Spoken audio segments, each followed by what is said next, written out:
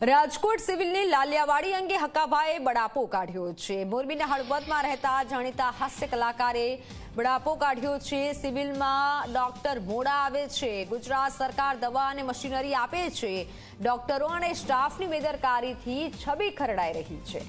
સિવિલનો staff ગાંઠતો નથી। હકાભા ગઢવીના બહેનને કડવો જે અકસ્માત થયો હતો અને ત્યારબાદ હોસ્પિટલ લઈ જવામાં આવ્યા, ત્યાં કડવો અનુભવ થયો છે।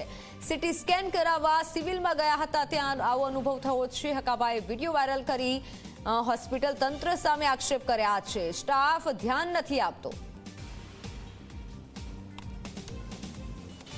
એટલું ખરાબ અનુભવ મને સિવિલ હોસ્પિટલનો થયો છે। હું આપ સૌને કહું છું, સરકાર પૂરું ધ્યાન આપે છે, પણ અંદર હોસ્પિટલવાળા કોઈ ડૉક્ટર ધ્યાન ન આપતા। સરકાર પૂરી દવા આપે છે, હોસ્પિટલવાળા નથી આપતા।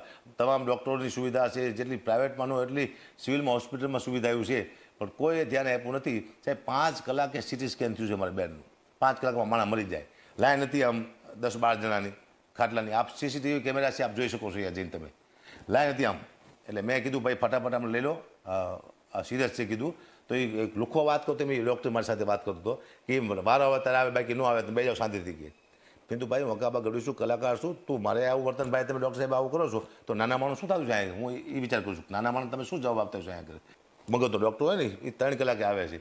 એટલે સરકારને કહું છું, હું અહીંથી આરોગ્ય મંત્રીને પણ કહું છું કે આપ ચોક્કસ ધ્યાન આપજો સિવિલ હોસ્પિટલમાં રાજકોટની, જેની માટે ગરીબ માણસો નભે છે। એવું હોય તો તમે તમારો કોઈ માણસ મોકલો, ગરીબ નાનો કોઈ વ્યક્તિ, ત્યાં કેવી સર્વિસ મળે તમને ખબર પડે ત્યાં। અને એટલું બેકાર સર્વિસ છે। મેં નાને એક મંત્રીને પણ મેં ફોન કર્યો હતો, સાહેબ મંત્રીનું